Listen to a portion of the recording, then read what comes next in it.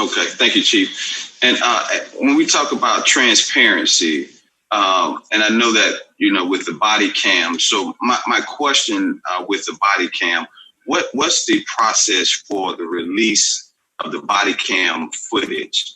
And I want to be a little more specific, because I know that I found that on, I think it was February 18th of this year, a gentleman, Kevin Aldofe, was shot and killed by an Orlando police officer.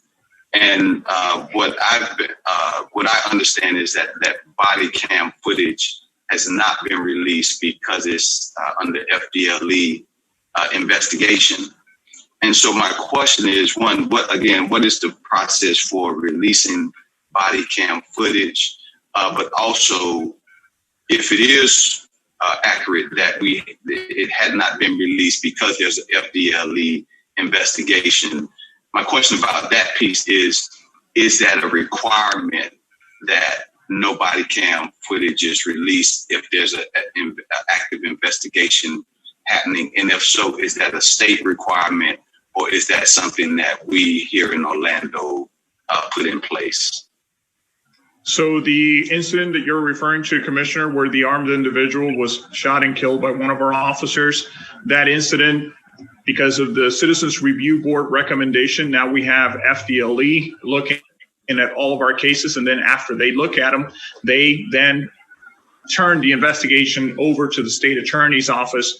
They then have to review the case to determine if it was proper or not. So before we even start our internal investigation, you have two outside agencies that basically look at those cases.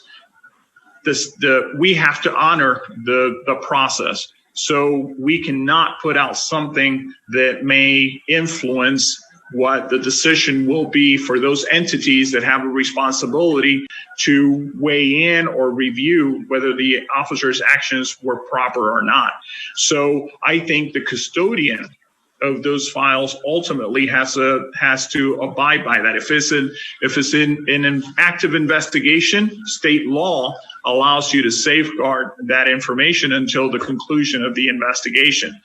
Now, what LA, for example, has done is whenever there is an officer involved shooting, they actually review the file, they take the video, they provide feedback on that video, and then they post the outcome or their feedback on a website, on a web page. So I get how the family must feel, the uncertainty of not knowing what that video has, how frustrating that must be for the members of an individual, the family members of an individual who have suffered loss during a questionable situation like that. But we also have to safeguard the process.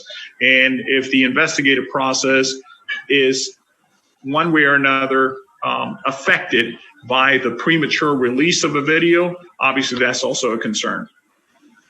Right, and I appreciate that, Chief. So again, my question is it some type of law that prohibits us or prohibits the release of that footage while there's an investigation? I wish I had a member of our legal team here present with me so they can specifically answer that, but I can say that during the investigative process, the information is protected until the outcome of the investigation.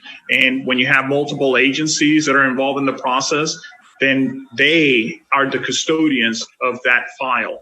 They, in turn, also have a say whether the information can or cannot be released.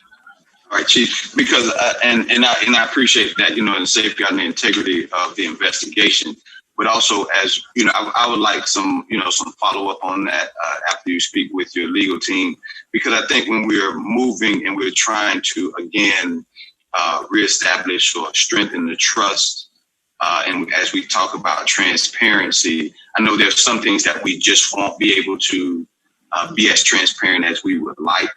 I'm assuming, but I think we need to truly look at those areas where we could potentially be more transparent and kind of balance that with the integrity of the investigation, because I know oftentimes we can just speak generally and say, well, releasing that will in every case impact the investigation. But oftentimes, I think we need to look at those cases individually to see if that's actually the case. Because I think we there's a potential of hiding behind. There's an active investigation to not release the body cam footage.